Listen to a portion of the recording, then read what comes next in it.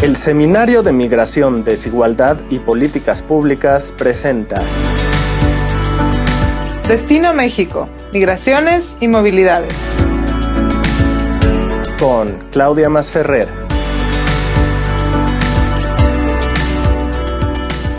Hola, bienvenidos, bienvenidas a Destino México, Migraciones y Movilidades.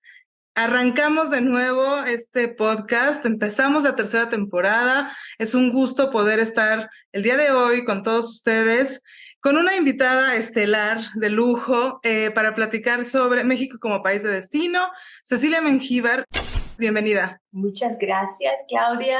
Es un gusto estar con ustedes. No, hombre, para nosotros es buenísimo poder platicar contigo. Cecilia es profesora de la Universidad de California en Los Ángeles, pero tiene una muy larga trayectoria en varios temas que vamos a tocar el día de hoy, en política migratoria, en violencia, en cuestiones de género, en la importancia de todos estos fenómenos en Centroamérica, pero también cómo se reflejan en Estados Unidos en la vida de personas migrantes.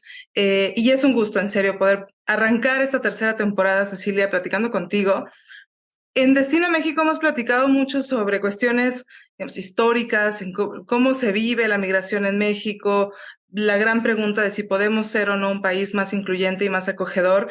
Y creo que la charla contigo es necesaria para detenernos un segundo y empecemos platicando sobre cómo el Estado, es algo que tú has estado trabajando, cómo el Estado genera categorías de exclusión en realidad, ¿no? Y un poco para tratar de entender también cómo podemos incluir a estas personas en movilidad en un contexto en el que el Estado las excluye. Así que bueno, arranquemos, Cecilia, y en serio, bienvenida. Muchísimas gracias, Claudia. Tú sabes que México tiene un lugar muy especial para mí, así es que me da muchísimo gusto estar con ustedes y tener esta conversación.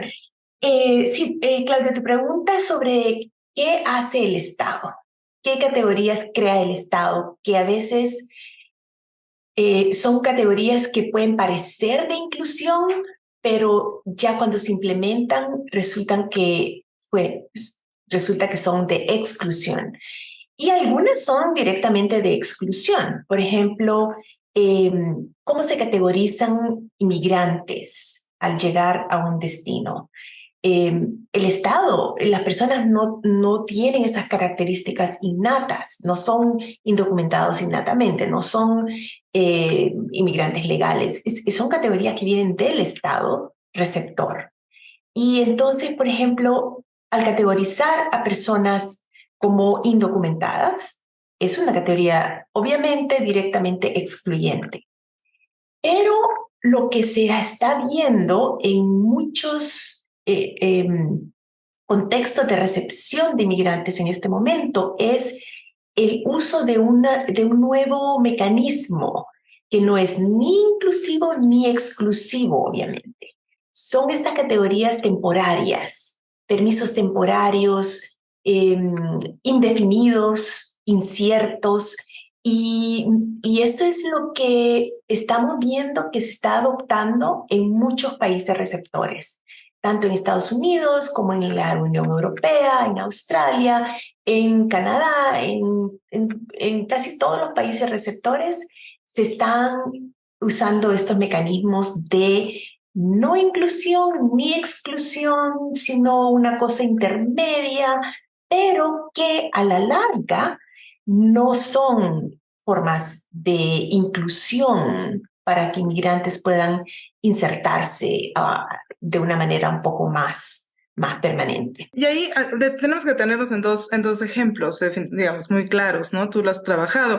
El caso de TPS, del Temporary Protection Status, que por definición da un estatus de protección temporal en Estados Unidos, que además respondió a movilizaciones interesantes de los años 80, por ejemplo, cuando los salvadoreños un poco dejaron en claro que el contexto de salida era un contexto complicado, que es quizás no muy distinto al que estamos viviendo ahora para el caso de Centroamérica, pero y Venezuela y otros contextos, pero que en realidad también funcionó de manera muy selectiva. No todas las personas que estaban saliendo o en búsqueda de protección podían acceder a este estatus temporal. Y el otro ejemplo es DACA, ¿no? Es en donde también, digamos, algunas menores que llegaron en la infancia, que ahora tienen ciertas características, pueden acceder a este esta no deportación temporal, ¿no? Pero un poco, ¿qué implica esta creación? Pensando también desde México, como tú nos dices, y has estudiado mucho estas poblaciones con legalidad liminal, con un estatus, como tú dices, de limbo legal, ¿no? Entonces, digamos, ¿qué es lo que tendríamos que no adoptar en México para no caer en estas protecciones temporales y limbos muy grandes? Sí, esa es una pregunta muy importante porque la creación de estos limbos legales eh, dan, dan cierta protección temporaria y entonces eso se ve como algo positivo, como algo que se necesita en el momento. Y entonces sí, por ejemplo, estudios sobre DACA han mostrado, especialmente los estudios que se hicieron inicialmente para más o menos tener una idea de lo que significaba DACA en la vida de las personas, se vio que DACA beneficiaba, claro, DACA es un beneficio, TPS es un beneficio, beneficia a las personas, por ejemplo, a personas con DACA pudieron asistir a universidades, pudieron entrar a sus profesiones, y con TPS también. El permiso de TPS por 18 meses, las personas tienen permiso de trabajo y si mantienen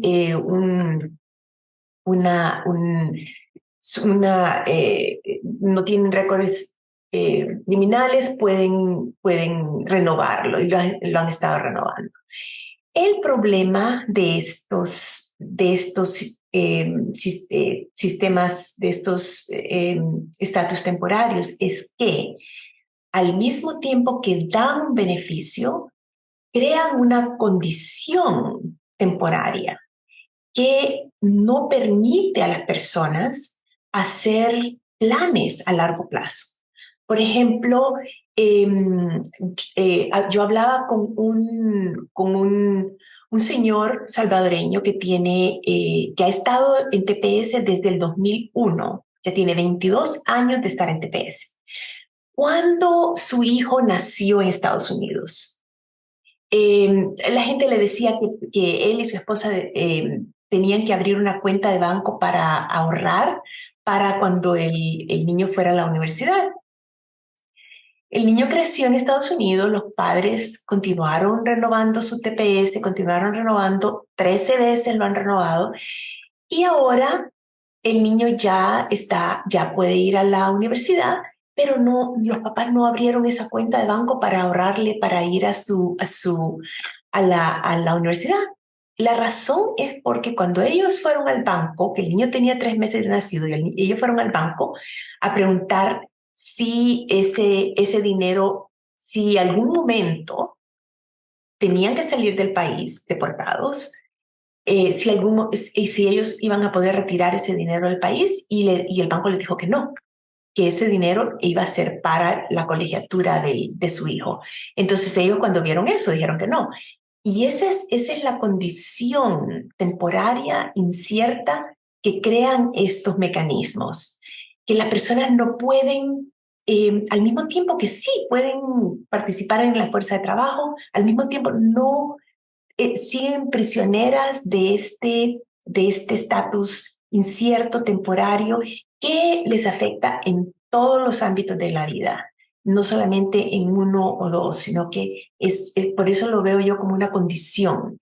Pero eso es lo que estamos viendo, que en muchos países receptores es lo que están adoptando, una cosa intermedia. Y ahí en realidad es interesante porque alguien podría argumentar que los salvadoreños, sobre todo, pero también de otras nacionalidades, personas que tuvieron TPS estuvieron relativamente beneficiados por tener acceso a este estatus que muchos mexicanos o que muchas personas de otras nacionalidades no tuvieron. Y entonces se ve incluso el efecto positivo, diría yo, en el corto plazo, de obtener un estatus regular como el TPS, ¿no? A diferencia de otras comunidades en las que no hubo. ese permiso. Y que entonces ahora vemos en realidad a largo plazo, digamos, los perjuicios de no tener algo un poco más permanente tampoco, ¿no? De no haber podido acceder a la residencia permanente, al Green Card, que otros grupos sí tuvieron. Exacto. Cuando vemos los datos, porque yo hice una encuesta en 5 ciudades en Estados Unidos de más de 2,000 personas que están en TPS, hondureños y salvadoreños. Cuando vemos esos datos y comparando esos datos con personas que están indocumentadas, con personas que tienen residencia permanente y con personas que tienen ciudadanía, vemos exactamente esas diferencias en términos de educación, acceso, ingresos, todo. Esta condición incierta en que vive se refleja en los datos que recogemos. Los ingresos, por ejemplo, son un poco más altos que los ingresos de indocumentados, pero son más bajos que los ingresos de personas que tienen estatus permanente.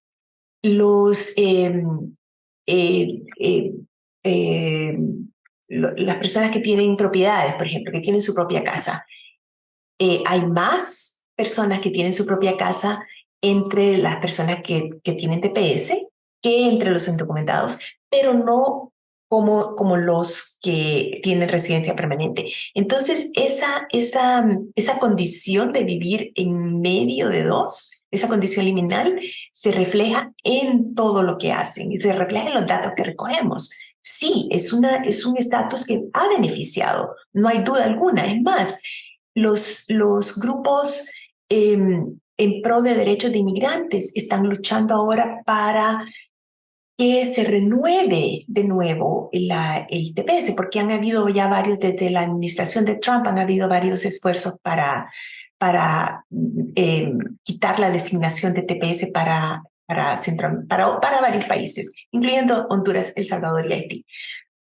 Entonces, los grupos comunitarios se movilizan para poder otra vez que se renueve el permiso, porque es un beneficio. Al mismo tiempo, cuando se examinan los datos, se ve que los mantiene, que no permite que estas personas se integren de la misma manera que otras personas con otros estatus se pueden integrar. Y no es que un estatus legal sea lo único que se necesita para poder integrarse a un país, porque por ejemplo en Estados Unidos estamos viendo que afroamericanos, indígenas, muchos grupos minoritarios aquí no gozan de inclusión completa, incluso cuando nacen en Estados Unidos. Entonces no es que el estatus legal sea lo único que se necesita, pero es un primer paso, y un primer paso crítico para poder lograr una inclusión de la persona, pero también de sus familiares. Porque hijos e hijas nacidos en Estados Unidos, aunque nazcan en Estados Unidos, conllevan los efectos de esa condición liminal de sus padres. Y ahí es importante, en el caso mexicano, todavía no estamos discutiendo tanto lo que le ocurre a los nacidos en México de, digamos, hijos de inmigrantes, porque no estamos en ese momento todavía. Nuestra población nacida en el extranjero es menos del 1%, y sí yo soy una hija de inmigrantes que llegaron a México, pero en realidad no hay una discusión al respecto. Pero lo que creo que es importante es que empecemos también en México a planear a futuro qué va a pasar y cómo en realidad estas exclusiones que se dan, como tú dices, no solamente por el estatus legal de las personas, sino por las condiciones en las que viven de una manera más amplia, cómo esto va a generar desigualdades persistentes en un futuro, ¿no? Y muchas veces, desgraciadamente, cuando se habla de estos temas, y ahí me puedes corregir, o incluso creo que vas a coincidir obviamente conmigo, pero en realidad lo que pasa es que se piensa en que hay recursos limitados y entonces tenemos que de alguna manera apoyar a las poblaciones que nacieron en nuestro país y entonces estas otras personas que quizás van a estar en una categoría temporal, un poco la duda es por qué hay que integrarlos, ¿no? En ciertas mentalidades. y se excluyen de los esfuerzos gubernamentales, se excluyen de muchos procesos, pero en realidad, pues, digamos, van a ser residentes de México digamos, tanto tiempo como quieran, pero también muchas veces tanto tiempo como se les permita, en el sentido de que tampoco van a tener cierta movilidad para quizás llegar a a Estados Unidos, por ejemplo, en el caso de la población en tránsito que se queda. Pero ahí, digamos, existe una falsa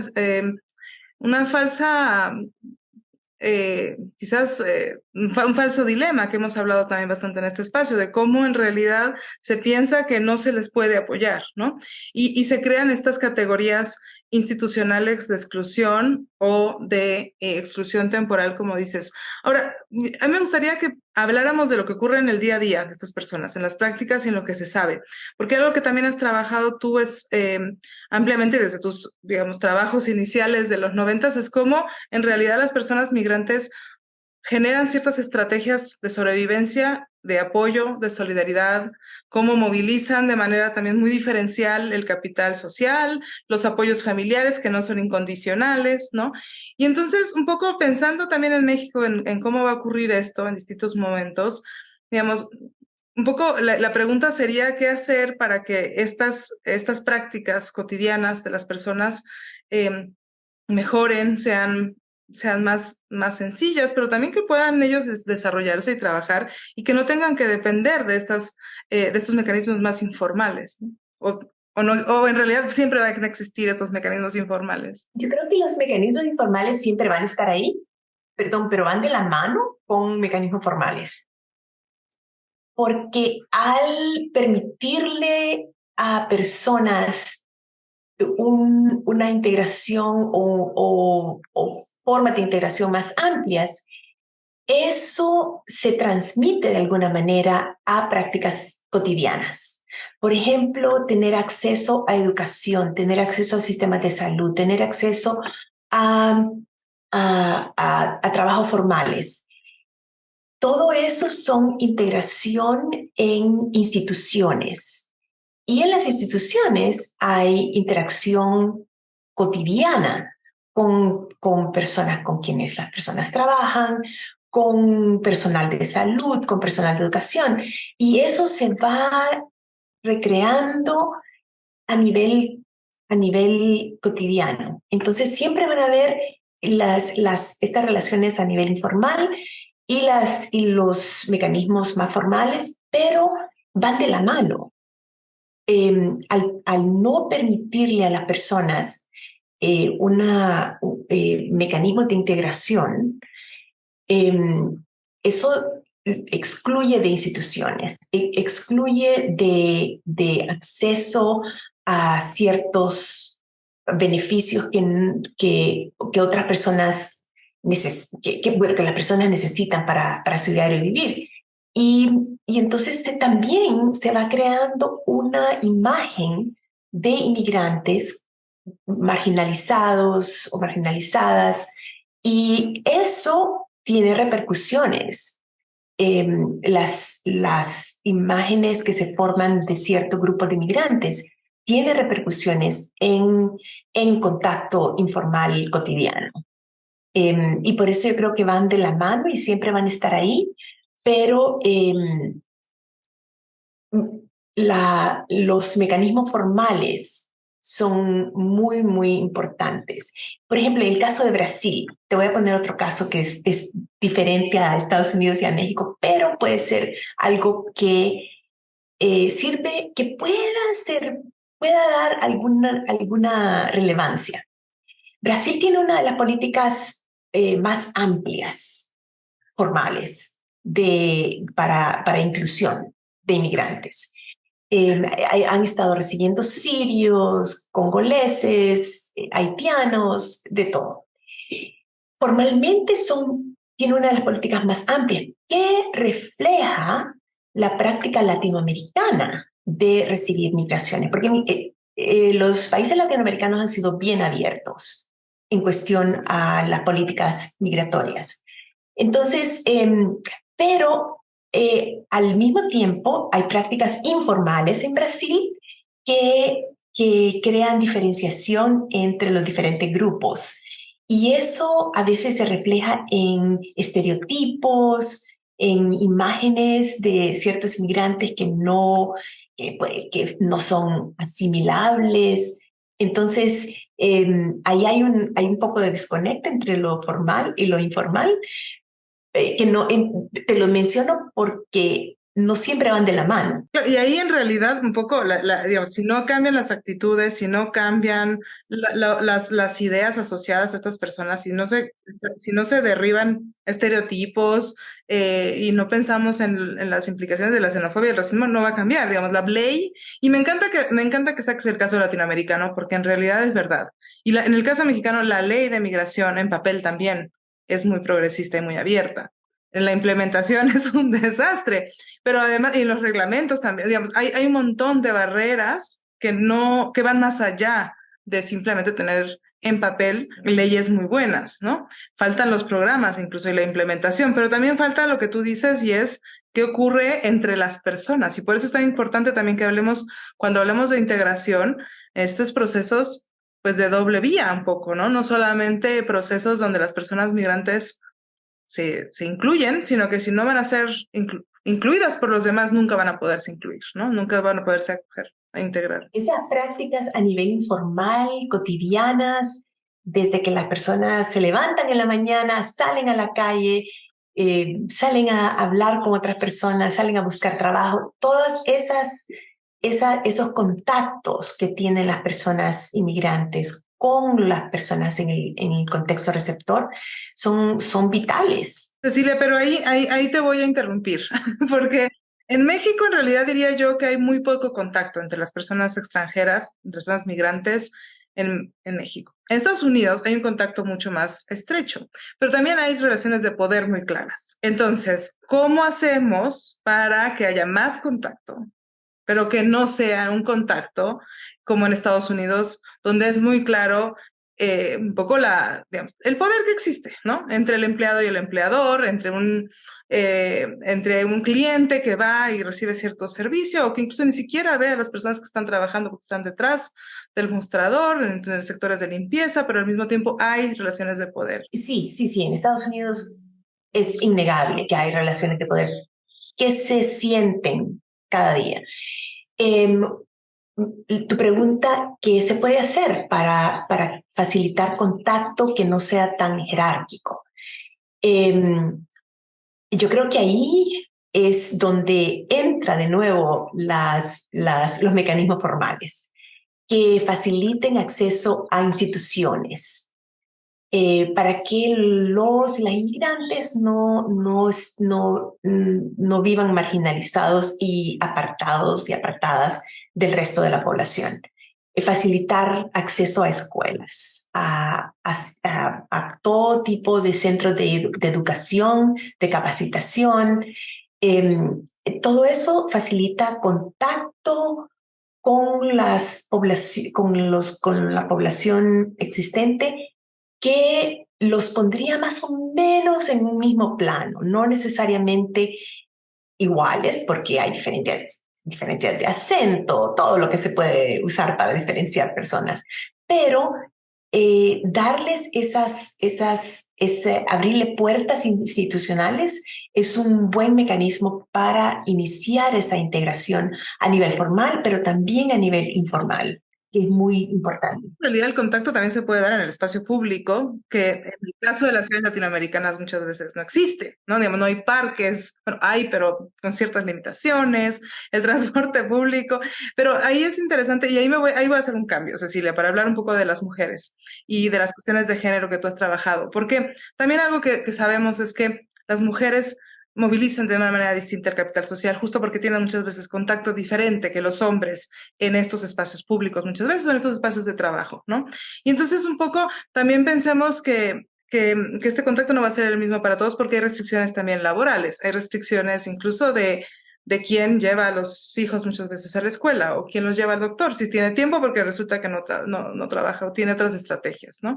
Y un poco para también tratar de pensar un poco en las implicaciones que hay también en cuestiones de género en los procesos de integración. Sí, sí, mira, es bien interesante la cuestión de género aquí, porque por un lado, por ejemplo, ya hemos visto en muchos casos que mujeres inmigrantes, especialmente latinoamericanas, tienden a asentar raíces, tienden a tener mucho más contacto con instituciones, precisamente porque ideologías de género las colocan a ellas como responsables de todo lo que tenga que ver con la familia, no solamente los hijos, pero las familias también, cuidados de padres, cuidados de cónyuges. Entonces tienen mucho más contacto con instituciones, con programas, con organizaciones en donde llegan. Pero la pregunta es, ¿eso se traduce a integración? ¿O simplemente continúa reforzando ideologías de género que colocan a mujeres como responsables de contacto con todas estas instituciones? Y yo creo que esa es una pregunta muy importante, porque por un lado, todos esos contactos en algunos casos se traducen en poder, empodera. Por ejemplo, muchas mujeres latinoamericanas se vuelven organizadoras de grupos y forman sus propios grupos, y eso me parece que son formas de empoderamiento. Y también de inclusión, porque están llevando están a cargo de facilitar inclusión para sus familiares también. La razón por la que menciono eso es porque a veces, por ejemplo, por mucho tiempo la literatura sobre género y migración mostraba que mujeres inmigrantes al llegar a Estados Unidos o al llegar a Europa entraban por primera vez a la fuerza de trabajo, empezaban a trabajar fuera de sus casas, y eso les daba empoderamiento. Pero luego resultó que no era así, porque las ideologías de género continuaban a reproducirse y entonces las mujeres terminaban con trabajo fuera de la casa, con trabajo dentro del hogar y haciendo múltiples cosas. Entonces yo creo que hay diferencias muy importantes con relación a género. Por ejemplo, hombres. Una cosa muy importante, muy interesante que ha resultado también es que hombres desarrollan y forman redes informales con otros hombres y bastante con otros hombres, que les facilitan acceso a préstamos de dinero, a información que es bien valiosa y que facilita un avance socioeconómico a veces. Y las mujeres se encargan de cosas que no tienen ese acceso a recursos que le facilita avance socioeconómico, pero les facilita avance en otros ámbitos.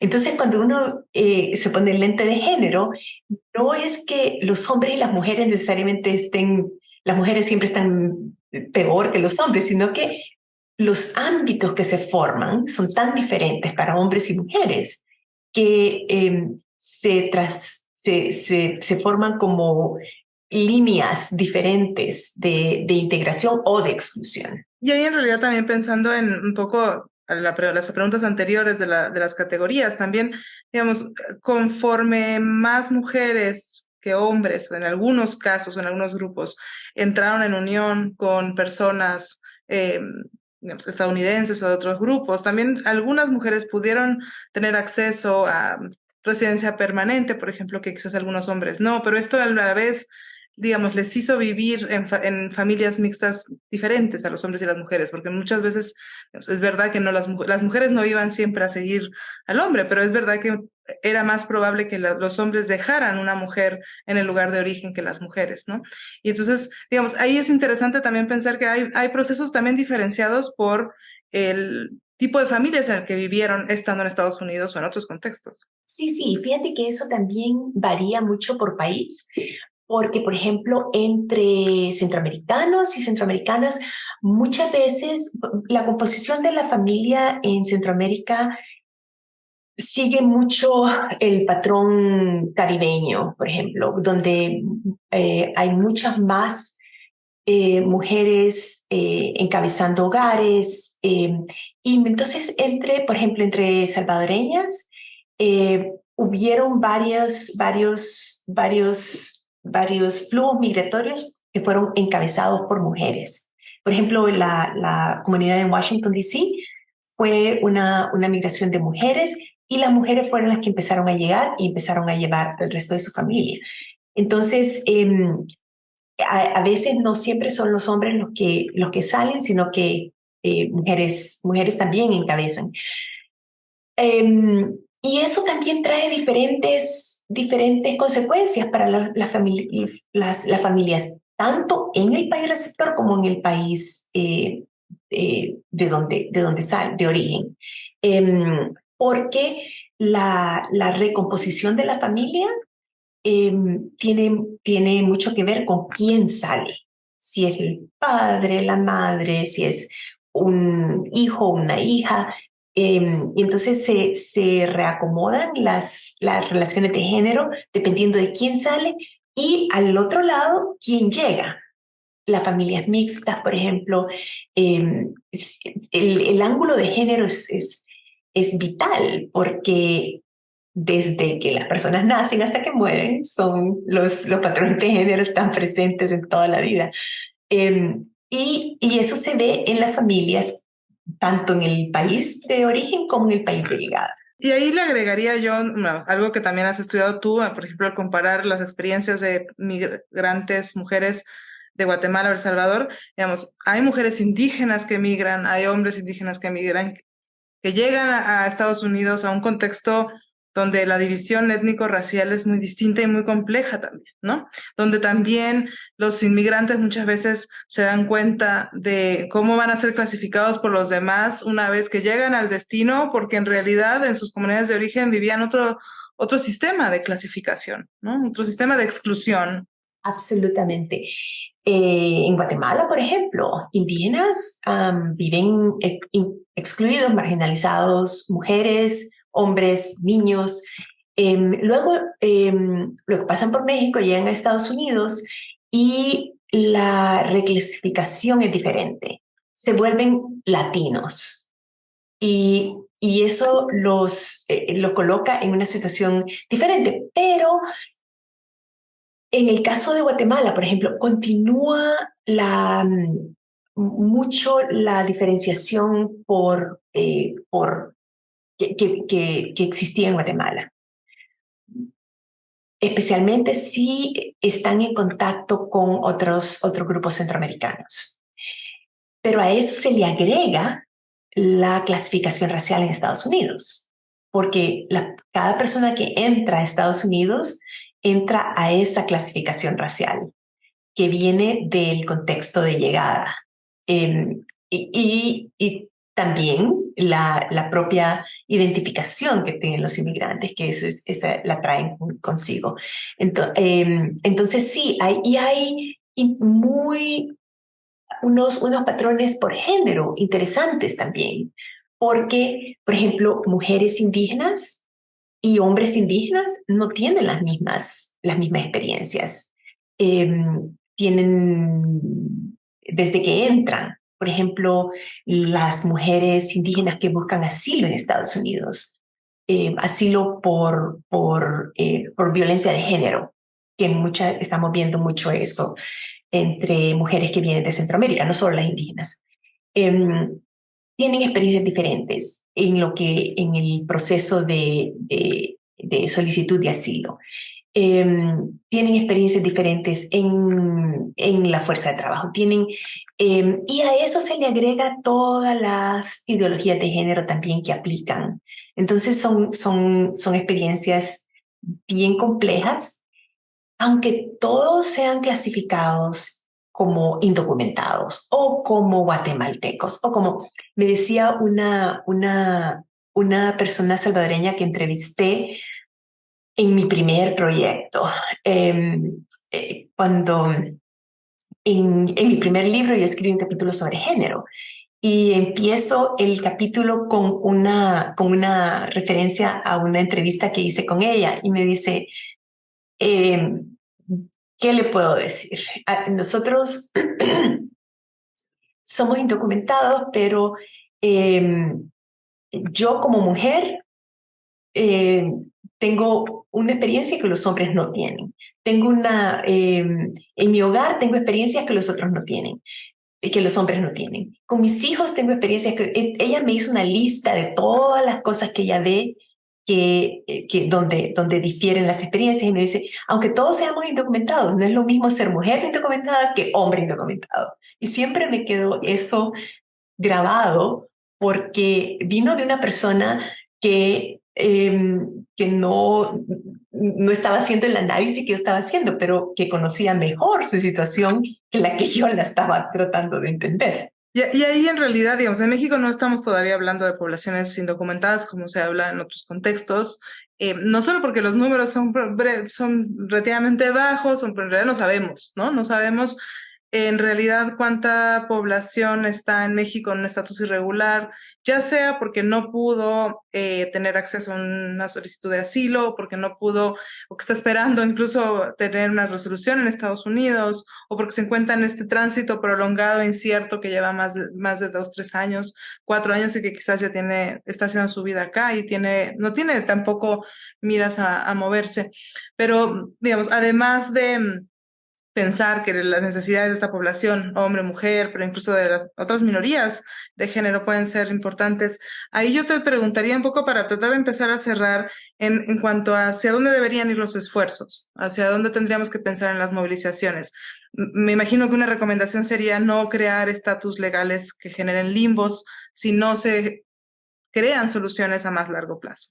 Pensar en necesidades con una perspectiva de género más compleja, pero un poco, digamos, ¿dónde tenemos que poner no diría solo las movilizaciones, pero sí los esfuerzos para que México trate de ser más incluyente y más acogedor, que yo creo que sí lo busca? Hay muchos ejemplos también de la sociedad civil, de la sociedad en general, que busca ser acogedora, aun cuando tengamos digamos, 40 muertos en Ciudad Juárez en una estación de detención migratoria, ¿no? Sí, mira, sí, el ejemplo que te daba es de personas indocumentadas, pero eso se aplica a cualquier estatus legal. Hombres, mujeres y otras identificaciones de género tienen muy diferentes experiencias como residentes permanentes, como todo. Pero en respuesta a tu pregunta, ¿qué se puede hacer? No crear estatus inciertos. Es difícil en este contexto porque es lo que todos los países receptores están haciendo. Yo creo que la clave es no crear estatus inciertos de la manera que se han creado hasta ahora. Se pueden crear estatus temporarios, pero no bloquearles de manera tan tajante. Es una posibilidad de integración, como lo tiene Estados Unidos ahora. Por ejemplo, DACA y TPS, no hay posibilidad de cambiarse a un estatus más permanente. No hay posibilidad. Estos estatus están cerrados. Entonces, yo creo que países receptores pueden crear estatus temporarios, pero no cerrados, de una manera que no puedan continuar las personas si se quisieran quedar en el país, si hay condiciones para que se queden. Entonces, eso sería una recomendación. Otra, claro, género es crucial y vital, y darle atención a género, porque las personas incluso cuando solicitan asilo, cuando solicitan DACA, cuando solicitan cualquier estatus legal, tienen hay diferencias por género. Entonces, prestar atención a las necesidades y a lo que las personas de diferentes géneros, trans, la gama de géneros, puedan necesitar, de acuerdo a las diferentes poblaciones inmigrantes. Porque todo eso repercute en las percepciones, en estereotipos que se forman, que son tan importantes a veces como los mecanismos formales. Entonces sería eso lo que yo pienso que se podría hacer. Y claro, México puede muy bien seguir la trayectoria de países latinoamericanos que son mucho más acogedores. Han sido históricamente, fueron los que crearon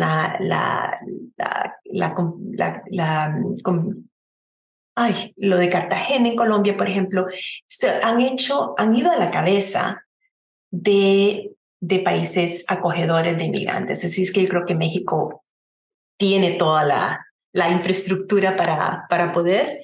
La sociedad civil cuenta con todos los factores que pueden crear una recepción mucho más abierta y acogedora para inmigrantes centroamericanos y de otros países. Sí, no, en general, porque en realidad ahora también en la región vemos flujos de todos lados, un aumento de llegadas de Haití, de Colombia impresionante, ya no no un aumento tan pronunciado de venezolanos que llegan, pero también habla de distintas necesidades. Hace poco hablábamos incluso que solicitantes de asilo hay prácticamente de todos los países, de todos los continentes. O sea, no podemos simplemente tampoco quedarnos en el caso centroamericano, aun cuando sean nuestros vecinos y definitivamente tengan una relación tan importante. Yo voy a empezar a cerrar, ahora sí, la charla contigo, Cecilia, con una última pregunta. Y es que, digamos, yo me declaro admiradora tuya tanto por el trabajo académico como por el trabajo más de movilización y activismo, pero un activismo muy bien informado. Y yo ahí quisiera terminar un poco preguntándote cómo desde la academia, hablamos mucho de la sociedad civil, del sector público, de las leyes, de lo que se necesita, pero cómo la academia responsable puede influir también en que México pueda ser un país más incluyente, más acogedor, que tenemos que hacer también un poco nosotros que nos interesamos en los temas migratorios para poder influir en cierto cambio, un cambio social que es, digamos, yo personalmente creo que es necesario y por eso estamos en este espacio, pero que a veces no todos entendemos que este cambio social es bueno para todos. Sí, no. Yo creo que académicos y académicas tenemos una gran responsabilidad, porque somos las personas que recogemos esta información, este conocimiento, y nuestra responsabilidad es aportar este conocimiento para que se formen políticas más humanas, más acogedoras, más que faciliten, que le hagan la vida más fácil, no solo a los inmigrantes, sino que también a las otras personas que están en contacto con inmigrantes. Tenemos es un deber, es una responsabilidad, ya que tenemos todos estos datos, todo este conocimiento, es nuestro deber de aportarlo para que se puedan informar políticas. ¿De qué manera se hace eso? Se puede hacer de diferentes maneras. Hay muchas formas de hacerlo. México tiene una cantidad genera tanto conocimiento que es impresionante, que se puede movilizar, se puede usar para contactar personas que están haciendo políticas, informar de la mejor manera posible las políticas que se están desarrollando. Y el conocimiento está ahí. Yo estoy muy familiarizada con el trabajo que se hace en México, que es fabuloso, y cambiaría la vida de muchas personas poder poner todo ese conocimiento a la disposición de personas que están creando políticas y también del público. Hacer un poco más de lo que aquí en Estados Unidos le dicen sociología pública, pero que en Latinoamérica tiene una larga tradición también. Hacer, hacer trabajo intelectual público. Los latinoamericanos tienen larga tradición. Han tenido presidentes que son sociólogos, han tenido en México, han tenido académicos que entran a la política. Es una larga tradición y sería imperante continuar con esa tradición. Y agregaría yo, ahora sí, ya para cerrar, que digamos, tú estás, tu fondo es justo el salón en el que das clases en UCLA. Como trabajadores también de instituciones de educación pública, también tenemos un deber con el sistema educativo, también generando futuras generaciones, estudiantes, investigadores a futuro, funcionarios públicos, y que sean pues lo más, como tú dices, humanos posibles en su trabajo en general, ¿no? Cecilia, mil gracias por acompañarnos, en serio. Gracias, Claudia. Ha sido un gusto conversar contigo. Porque creo que eres una de las académicas o intelectuales más interesantes que ha trabajado este tema de diferentes ángulos. Y no pudimos hablar mucho de lo que viven las poblaciones, por ejemplo, las violencias que viven las poblaciones en Centroamérica. Queda pendiente para otro episodio, pero es algo que también has trabajado tú.